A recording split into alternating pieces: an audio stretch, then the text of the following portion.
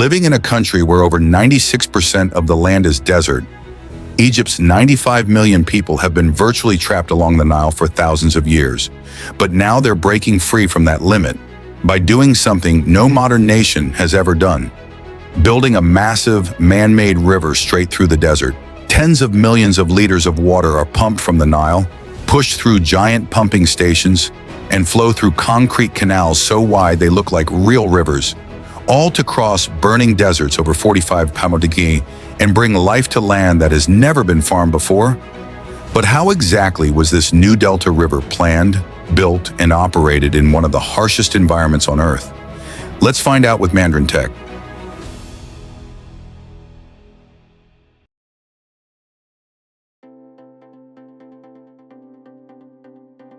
When people think of Egypt, they usually picture the pyramids, grand monuments of the ancient world. But few realize the harsh reality this nation of over 110 million people faces today.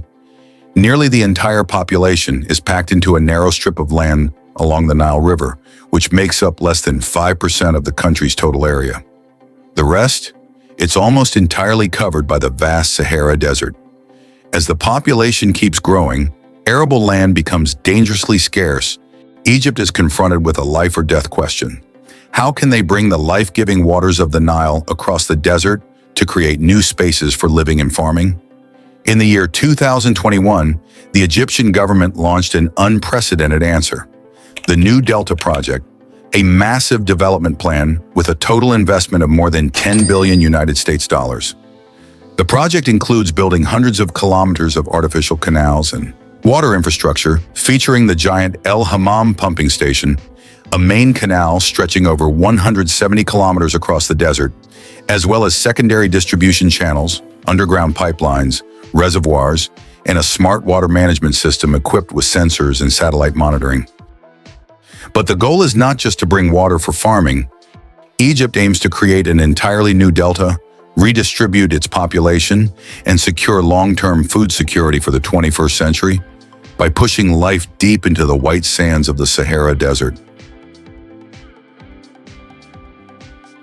They took the first steps in the New Delta project in 2021, when construction officially began on a 114-kilometer artificial river designed to carry water from the lower reaches of the Nile River across the arid desert.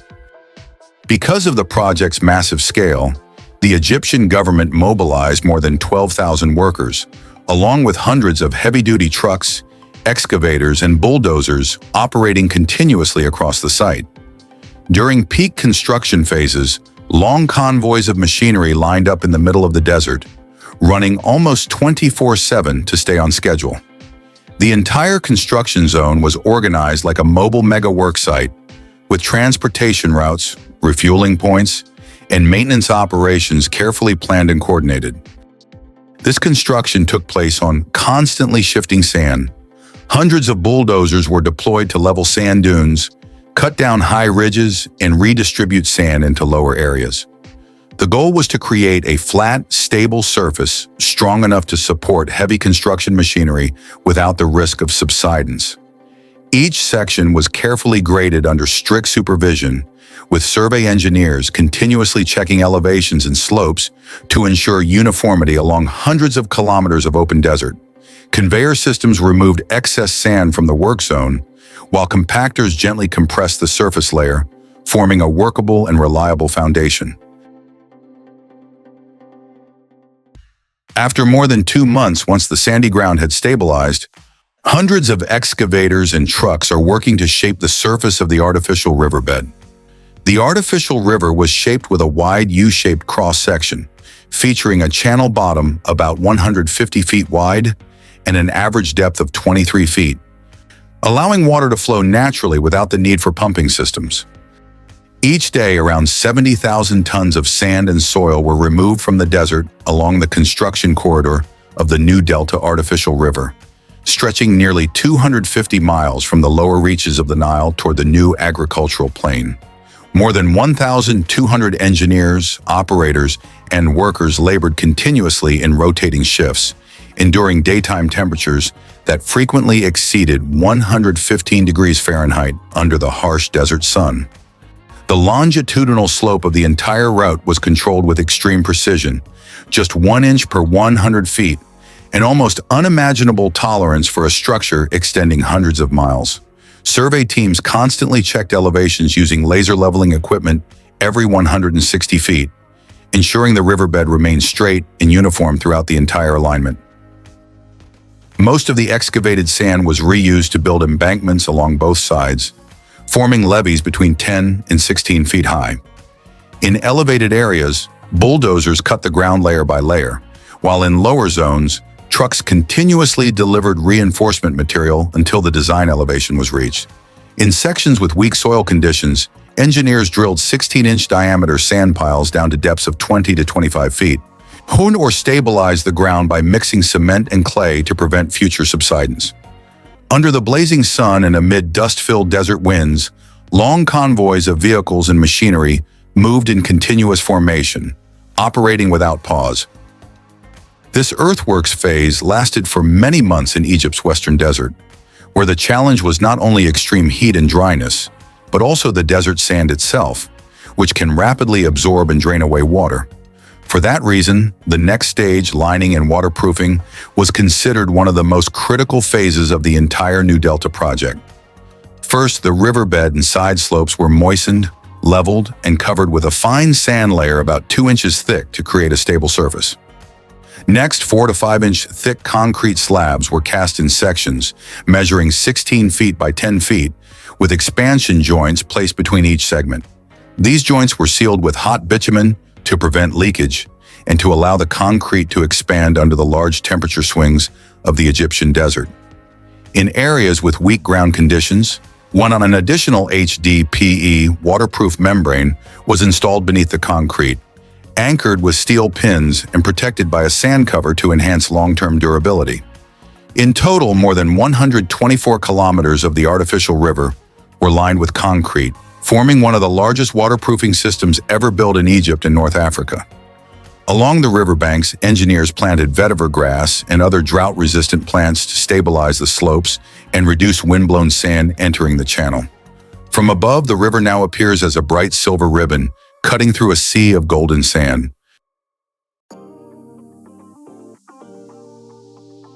After the main canal bed was fully excavated and its elevation stabilized, the next structure built was an intermediate regulating reservoir to slow down and control the flow. The first reservoir area was formed by excavating raw ground in layers, creating a wide basin and gentle side slopes to ensure large storage capacity and ground stability in sandy desert conditions. On average, each reservoir covers about 2 hectares, roughly equivalent to nearly 3 standard football fields, large enough to absorb and smooth out flow fluctuations coming from the main canal. The entire reservoir bottom was compacted, then lined with an HDPE or bitumen waterproof layer to prevent seepage and ground settlement. On top of this lining, large concrete panels were either installed or cast in place, forming a durable, load-bearing surface resistant to long-term erosion. All panel joints were carefully sealed to ensure the reservoir can operate reliably for decades. Next, the inlet and outlet control structures were constructed, allowing precise regulation of water levels and distribution of flow into downstream canals or pipelines. Finally, the surrounding embankment slopes were reinforced and finished, turning the regulating reservoir into a hydraulic buffer that protects the entire downstream water conveyance system. After the regulating reservoir, the next stage was the construction of the water control weir.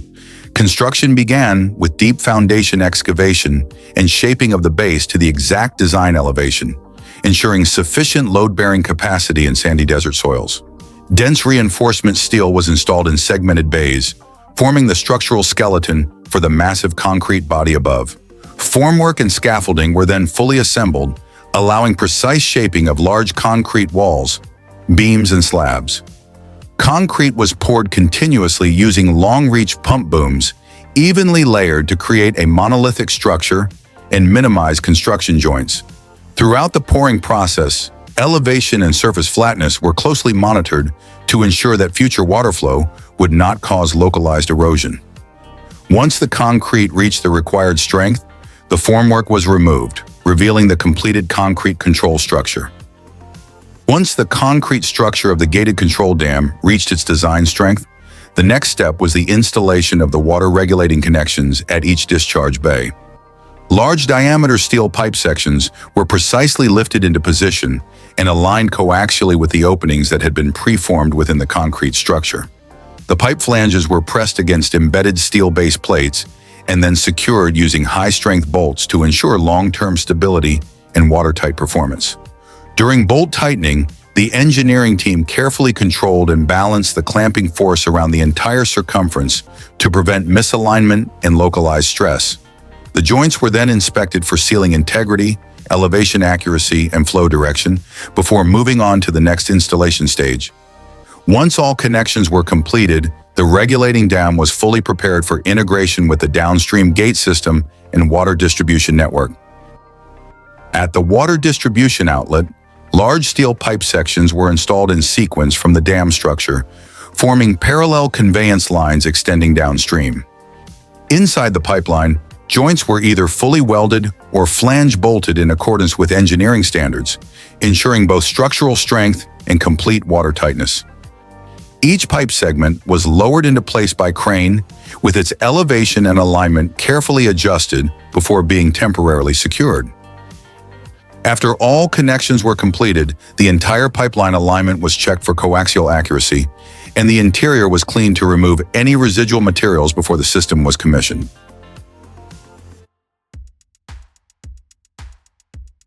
Next, a system of branch lines was built to carry water deeper into individual agricultural zones. Unlike open canals, this system was formed by large parallel steel pipelines, with each line operating as an independent distribution branch. The pipes typically range from 1.5 to more than 3 meters in diameter, large enough to transport a steady flow of water over long distances without the need for auxiliary pumping. Along each conveyance route, the ground was excavated into long, parallel trenches with uniform depth, ensuring that the pipelines were placed at the correct design elevation so water could flow entirely by gravity. The steel pipe sections were prefabricated in modules tens of meters long and delivered to the site in group staging areas.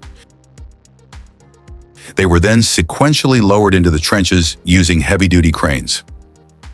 Before joining, each section was precisely aligned along a common axis using supports and elevation measuring instruments to prevent misalignment and operational stress.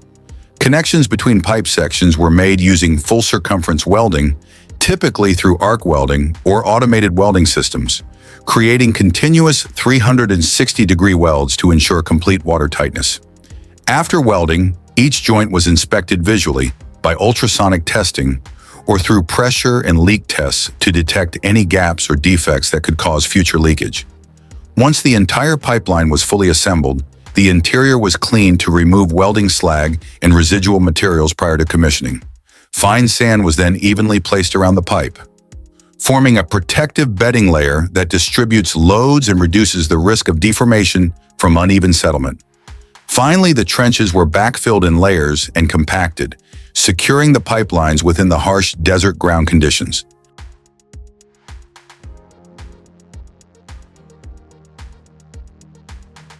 Finally, an intelligent pumping station was constructed at the upstream end of the project, near the Nile River, to feed water into the entire downstream conveyance network.